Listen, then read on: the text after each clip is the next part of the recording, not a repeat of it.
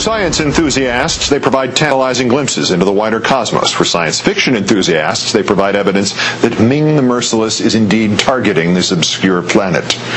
Our number one story in the countdown: unidentified flying objects and unexplained attacks from outer space. One visitor from the skies was strong enough to break through the roof, break bathroom floor tiles, and embed itself in the wall of a home in Freehold Township in New Jersey. A kidney-shaped chunk of something with a dull metallic exterior. Police have ruled out it was part of a plane, now believe it might be a small meteor, or perhaps the first salvo of Ming's hot hail attack. And then there's this story you may have already heard about: United Airlines employees who swear it was something otherworldly in the skies above Chicago's O'Hare Airport on November 7th, but neither the FAA nor indeed their own employer appears to be taking them seriously. Chicago Tribune interviewing several people anonymously, including maintenance workers, baggage handlers, and pilots, who each and all described a dark gray saucer-like object that hovered low over Concourse C of the United Airlines terminal just before sunset, before shooting off into the sky. This isn't a picture of it, that's a plane. Some say it moved so fast it literally punched a hole in the clouds. United Airlines claims it had no record of the sighting, even though employees say they filled out reports.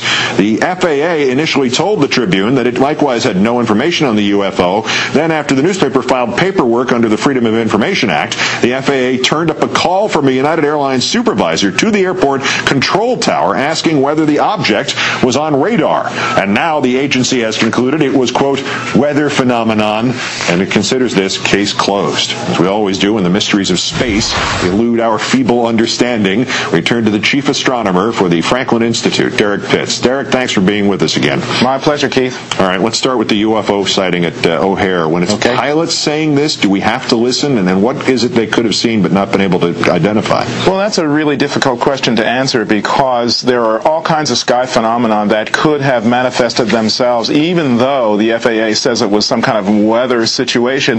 There are lots of different things that could be seen in the sky.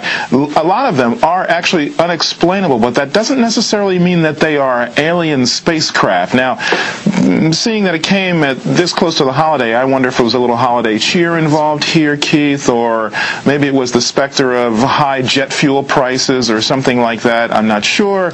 But the idea that they would suddenly turn up this report really is a little suspicious to me. Although you would think that pilots would be able to describe pretty accurately these odd things that they do see. I'm sure there are many of them. The question, though, is it just an unidentified flying object, or if it actually was an alien spacecraft? We'll have to hear from the aliens to find out. Yeah, the file footage we always show for UFO stories, again, this is just a plane, was actually taken by the Mexican Air Force, and that government at least acknowledges, we don't have a clue what this is.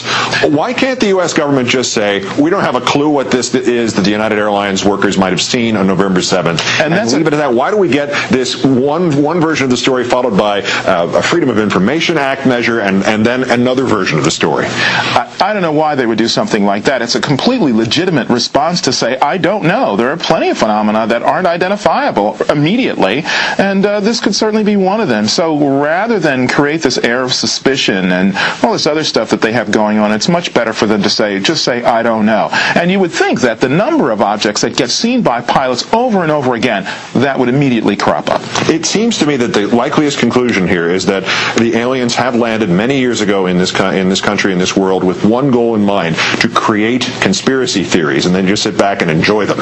And I think they're doing a great job at that. They are. Yeah. Unlike the Mexican Air Force pictures, there's no video of what these guys at United Airlines may have seen. So does something happen now? There's no visual form of evidence to back them up.